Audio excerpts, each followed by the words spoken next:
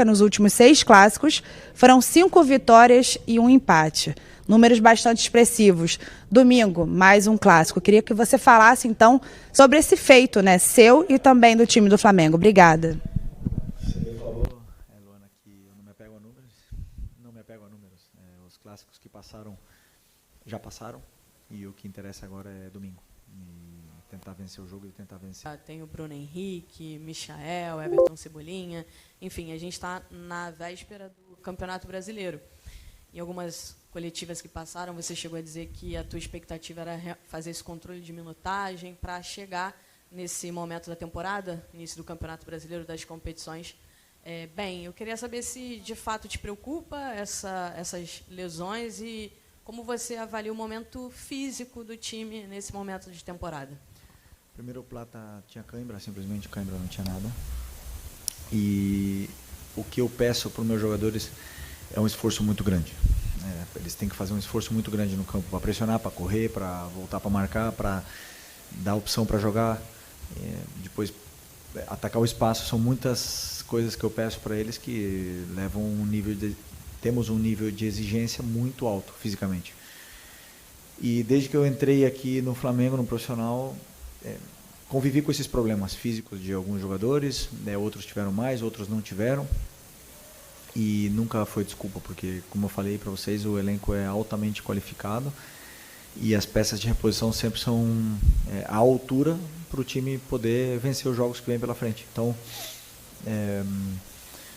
fisicamente o time está bem, está da mesma forma que a gente esperava. Os problemas físicos acontecem, como eu falei, alguns meses mais, outros menos, da sequência de jogos mais, outras menos. Mas até o Campeonato Brasileiro são 2 semanas e meia a partir de hoje, né? A partir do jogo de domingo são 2 semanas, né? Então, bastante tempo para a gente chegar perfeitamente nas condições. Felipe, boa noite. Aqui atrás, João Pedro Fragoso, Jornal Globo. Parabéns por mais uma vitória. Felipe, eu queria te perguntar sobre uma situação individual envolvendo um jogador, que é o Ayrton Lucas. Ele já voltou a estar à disposição do time há algum tempo. Nos 2 últimos jogos não foi utilizado. Antes você estava optando pelo Varela na lateral esquerda. Hoje o Alexandro voltou ao time. E quando o Alexandro saiu, você usou o Varela também na lateral esquerda. Então eu queria te perguntar se a situação do Ayrton Lucas é algo ainda físico ou se é opção técnica pelo que você vem observando nos treinamentos. Obrigado. Não, o Ayrton está com um incômodo no joelho que limita a forma dele desempenhar. E está fazendo um esforço grande pela equipe e está conseguindo, está nos treinos, está disponível no banco e enquanto eu puder preservar, né, ele com esses minutos para ele não machucar ou não sentir dor nesse ligamento dele do joelho, melhor, né? Mas se precisar, ele está à disposição e claro que eu vou utilizá-lo, mas se puder evitar, melhor. Mas ele, como eu falei, ele está fazendo um esforço grande pela equipe. Boa noite, Felipe. Bruno Castanha, Rubro News TV, também B2 na área. Queria que você fizesse uma avaliação da atuação do Flamengo hoje. Primeiro tempo, né, não conseguia encaixar a marcação, fez o gol cedo, acelerava demais e dava a bola para o Fluminense. No segundo tempo, não. O Flamengo mudou a postura, teve mais bola, jogou melhor na minha avaliação e também esse golzinho no final. Queria que você comentasse um pouquinho do jogo para a gente. Obrigado. Já avaliou para mim. Não, eu podia fazer mais, mas não dá. Obrigado. Não, realmente foi o que você falou. Primeiro tempo começamos muito bem, fizemos o gol e a partir daí baixamos o ritmo. Eu sentia os jogadores não estavam com a mesma finura com a bola, aceleramos momentos que não tínhamos que acelerar, perdemos bolas que não costumávamos perder. Isso fez com que o time entrasse no jogo de transição e cansasse, né? Na hora de pressionar, não estava conseguindo pressionar. E aí, claro, o adversário joga. Ali tem grandes jogadores, grandíssimos jogadores do outro lado. E um goleiraço, né? Porque podemos falar do Fábio, né?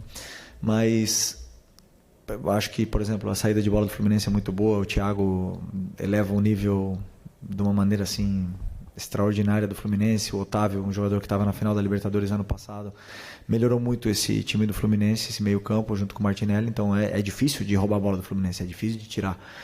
É um time que sabe jogar. Então, se você perde a bola e entrega para o adversário, com certeza o adversário vai ter a bola. Mesmo assim, sofremos pouco. E no segundo tempo já voltamos com outra postura, voltamos melhor, já controlamos melhor o jogo, dominamos as ações, fizemos o segundo gol, tivemos chance de fazer outros gols. E no final, claro, o adversário também joga, nos empurrou, conseguiu criar algumas chances e acabou fazendo gol. E da mesma forma, deixa a eliminatória aberta da mesma forma que estaria se fosse 2-0, porque o respeito pelo adversário da minha parte é máximo. Felipe, boa noite. Emanuele Ribeiro, do GE. Globo.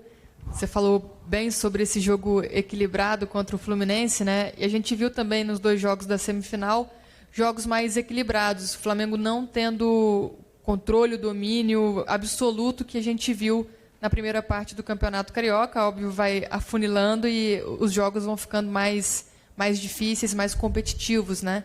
E os jogadores, sempre que a gente pergunta sobre o seu trabalho, eles dizem: o Felipe é um cara que não para de estudar, um cara que cobra a gente o tempo todo, que se a gente ganhar de 5-0, ele vai trazer coisas no dia seguinte para a gente trabalhar, para a gente fazer. E qual que é a lição que você tira dessa vitória de hoje? O que você acha que precisa melhorar, o que você vai trabalhar para melhorar para a finalíssima no domingo? Obrigada. Só uma correção, dominamos a semifinal contra o Vasco, os 2 jogos.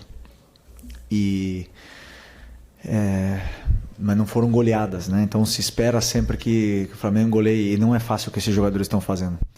Esses jogadores estão fazendo um esforço muito grande, são muitos jogos sem perder, muitos jogos mantendo um nível de ambição altíssimo, porque esse grupo tem muita fome. E o que mais me surpreende é isso, jogadores que ganharam tudo e são os que mais querem continuar conquistando, né? Então, mas como você falou, né, tem um adversário muito qualificado pela frente.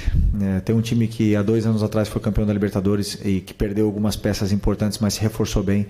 Tem um treinador que estava na seleção brasileira.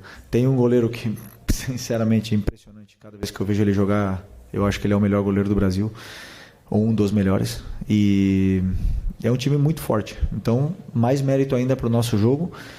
E lição do que pode acontecer, isso é super normal no futebol, que você no final do jogo ganhando 2-0, você baixe um pouco o bloco. Mesmo assim, né, a gente tentou jogar, tentou continuar construindo, mas o Fluminense tem qualidade e acabou criando a chance para fazer gol, e alguns escanteios no final que nos deixaram com esse sabor amargo, né? Mas foi uma grande vitória, como eu falo, foi uma vitória que nos dá uma leve vantagem para o jogo de volta, mas que, sabendo como é clássico, sabendo também o que eu vivi aqui em 2023, eu não subestimo nunca o Fluminense. O Fluminense tem um time importante, nós temos que respeitar para poder ser campeão. Oi, Felipe. Boa noite, Igor Siqueira do UOL. Wesley fez gol hoje, Dorival estava aí. Como é que vocês estão lidando com ele a partir da convocação, internamente, né? E eu lembro que você, numa coletiva anterior, mencionou que ele estava fazendo um trabalho específico de defesa para melhorar esse aspecto. Como é que funciona esse trabalho específico? O que ele faz efetivamente para que chegue mais completo para esse momento agora, também na seleção? Não mudou absolutamente nada. O tratamento com o Wesley foi parabéns e acabou, né? É o que eu devo fazer como treinador, porque eu não vou para a seleção, né? Quem vai é ele, então ele que lá seja feliz, mas é um jogador que está no nível altíssimo, está cada vez crescendo mais. E o trabalho de defesa que, não lembro de ter comentado, mas devo ter comentado, específico de posições, não é só com ele, é com o Ayrton, é com o Varela, com o Alex, né? Então são com todos os jogadores que tem, mas claro que o Wesley, ele por ser tão rápido, tem vezes que ele confia tanto na velocidade dele que o posicionamento dele pode melhorar. Essa é a minha visão. E ele é o primeiro que quer melhorar. Ele é o primeiro que pede para treinar esse posicionamento, para melhorar, para corrigir e evoluir. Esse é o diferencial de por que esse jogador evoluiu tanto. Felipe, boa noite. Aqui. Boa noite. Você hoje teve o Luiz Araújo começando e não tinha um Bruno Henrique, não tinha um Michael, não tinha um Cebolinha ainda. E aí eu te pergunto, chega um momento do jogo que o Flamengo costuma incendiar o jogo quando entra um Luiz Araújo, quando você tem uma peça como essa para entrar, e você, óbvio, você tem um elenco fortíssimo, mas chega um momento que tem tantos problemas que você não tem como você suprir aquela saída da forma que você queria. Como é que você analisa isso? Se você, até inclusive é um dilema, né? O Luiz Araújo é jogador para ser titular, mas ao mesmo tempo, quando entra no segundo tempo, ele muda o jogo completamente. Como é que você analisa essa falta de não ter esse jogador que você gosta de utilizar no segundo tempo? Eu penso unicamente no que eu tenho disponível, vejo os que estão disponíveis para jogar, os que não estão, a partir daí tento montar uma equipe e também penso nas trocas. Né? Claro que tem jogadores, como você falou, Luiz Araújo no segundo tempo potencializa muito a equipe, mas hoje fez um jogaço começando desde o início, numa posição que ele não gosta, que ele não domina tanto talvez como na direita, que é a posição natural dele. Mas aí tentamos encontrar outras soluções com outros jogadores para poder também potencializar o time no segundo tempo, né? Então tem vezes que os jogadores entram e revolucionam o jogo, tem vezes que não tanto, e o trabalho do treinador é tentar imaginar antes do jogo o que vai acontecer e tomar decisões durante o jogo para dar soluções à equipe quando ela precisa, né? Então tento sempre encontrar a melhor solução para ajudar a equipe. Felipe, aqui Isaac Andrade, Flavoz.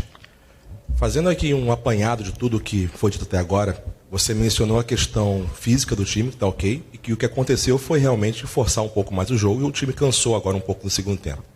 Você falou da questão da recuperação, o time não jogou tão bem no primeiro tempo, foi um jogo que o Fluminense propôs um pouco mais no início, mas que o Flamengo voltou dominante no segundo tempo. E tem essa questão agora de no final o Fluminense achar esse gol, uma bola parada, né, e a torcida se incendiar e o Fluminense ali vir para cima do Flamengo. Ganhou de 2-1, mas em qual dos três aspectos, físico, do técnico ou do mental, o Flamengo permitiu que o Fluminense chegasse e fizesse esse gol, e o quanto que isso pode impactar na final, porque a vantagem de 2-1, como você falou, é mínima. Não muda absolutamente nada para mim, né? Como treinador, não muda absolutamente nada ter essa vantagem, porque eu vou preparar o jogo para vencer o Fluminense no segundo jogo. E depois o adversário também joga. Assim, no primeiro tempo, é verdade que a gente acelerou, mas tivemos várias ocasiões para criar a chance de gol onde não se materializaram. A jogada, os passes eles entravam entre linhas, a gente recebia em condições de gerar vantagem, mas como eu falei, nós não estávamos finos, acabamos acelerando algumas jogadas, querendo fazer o último passe muitas vezes e acabamos cedendo o controle ao adversário. O controle não quer dizer que o adversário tenha criado chances, ocasiões de gol, porque no primeiro tempo eu não lembro. Teve? Eu não lembro se teve alguma chance clara no primeiro tempo. Então, uma coisa é o adversário ter a bola, ter o controle do jogo, porque até mesmo eles baixam muitos jogadores para jogar. O Real Madrid faz isso também, baixa muitos jogadores para jogar, mas não tem tantos depois para poder criar chances. Então, você tem que sempre perceber o que está acontecendo no jogo. O que eu tento fazer como treinador é perceber o que está acontecendo, como eles estão entrando, como eles estão criando, e depois dar soluções para os meus jogadores, né? Então, não é a parte mental, é momentos do jogo que acontecem, e nosso time no primeiro tempo não conseguiu voltar a ter o domínio, mas depois do intervalo conseguimos voltar a ser nós mesmos, conseguimos montar as estruturas, usar as soluções que eles têm. Essas relações estavam curtas de novo, e aí o time começou a jogar melhor, criou chances e fez o segundo gol. Tudo natural do futebol. Depois também o Fluminense acabou fazendo um gol, né? E se tivesse sido ao contrário, o Fluminense ter feito no primeiro tempo, a gente tivesse virado o jogo no final, teria sido o mesmo resultado, né? Então 90 minutos tem que ser avaliado de uma forma inteira, e 90 minutos, 2-1 para a volta, como eu falei antes, nos dá uma leve vantagem, mas que não muda absolutamente nada para mim como treinador. Aqui Felipe, boa noite, Marcos Martins do canal da SRN. Deu para perceber bastante o Fluminense tentando explorar as laterais do Flamengo ao longo da partida, né? Na direita com a dobra ofensiva, Guga e o Serna, enquanto o Serna esteve em campo, e do lado esquerdo o Gabriel Fuentes atacando em profundidade. Hoje o Flamengo iniciou a partida com o Luiz Araújo, né, mais para o lado esquerdo, mais na amplitude pela esquerda, o Gerson flutuando mais pela direita, com o Wesley às vezes por dentro, centralizando. Você acha que esses jogadores eles acabaram cometendo alguns erros em relação à recomposição defensiva e acabaram dando mais espaço para o Fluminense poder jogar pelas laterais? Inclusive no gol, né? O Gerson acaba chegando um pouco atrasado ali no frente ao tentar impedir o cruzamento. Achou que a opção do Luiz Araújo pela esquerda, o Gerson mais pela direita, acabou prejudicando um pouco na recomposição defensiva? Não, nada disso. Se o plano de pressão, o plano defensivo acabou dando errado, uma culpa única, exclusivamente minha, na qual eu não acredito. Como eu falei para vocês, o Fluminense, sim, é verdade que eles desciam os volantes, o Arias saía do meio e caía também na lateral, fazia em inglês fala overload, né? Não sei como é que fala em português. E aí eles juntavam muita gente nas laterais e claro que isso gera dificuldades, mas como eu falei no primeiro tempo, não gerou perigo, né? Gerou sim volume, mas não gerou perigo. No final do jogo, já com o time cansado, e não posso falar como o Luiz marcou mal. O Luiz marcou, foi um animal correndo o jogo todo, os 90 minutos, né, para cima e para baixo, foi bem. Nos dá muitas opções para a equipe também, e o Gerson jogou na posição dele que ele sempre joga. Verdade que no final do jogo pode ser que ele estava um pouco mais cansado, como alguns outros também estavam. E uma pena que tomamos esse gol mais do futebol. Boa noite, Felipe. Léo José do Coluna do Fla. O Arrascaeta, ele é o cérebro do time, né? Ele, nessa temporada, ele vem jogando, ele está com 9 jogos, ele só tem 2 gols e 2 assistências, contra a Portuguesa e contra o Maricá. Então, nos clássicos contra Vasco, Botafogo, agora contra o Fluminense, o Arrascaeta, ele fica um pouquinho abaixo do que a gente espera. O que está acontecendo com ele nesse início de temporada? O Arrascaeta voltou de uma lesão grave do joelho, operou, né, teve nas férias, ficou praticamente todas as férias tratando e voltou, perdeu uma parte da pré-temporada, voltou com controle de minutos, de minutagem. No começo tentamos segurar ele o máximo possível, até mesmo do jogo da final, por exemplo, só jogou 30 minutos ou 25 da final da Supercopa. E conforme o joelho dele foi se adaptando e foi melhorando, eu consegui dar um pouco mais de minutos para ele, porque o Arrasca é um jogador que, ao meu modo de ver, primeiro como companheiro dele, agora como treinador dele, é um jogador que cresce conforme vai somando minutos, né? Porque eu sei o que ele pode render. Esses números que são 2 gols e 2 assistências, eu sei que podem melhorar. Mas os números agora do Arrasca não me interessam. Me interessa o que ele faz de posicionamento, o que ele faz com a bola, como ele gera vantagens, como ele não perde a bola. Então, esses sim são aspectos que eu olho mais. Claro que todos esperamos mais do Arrascaeta, ele mesmo espera mais dele, e ele mesmo sabe que ele tem que melhorar, e está aqui desse lado aqui o treinador que tem que fazer e tem que tirar o melhor rendimento do Arrascaeta, e esse sou eu, e vou fazer isso. Conforme for passando treinos, jogos, eu vou tentando sempre tirar o melhor rendimento dele, dar a confiança que ele precisa para a gente poder ver a melhor versão desse jogador de novo. Muito bom, Felipe. Obrigado, hein? Fechou? Boa noite, pessoal. Fechou o fim, então, da coletiva do técnico Felipe Luiz, e com uma decisão já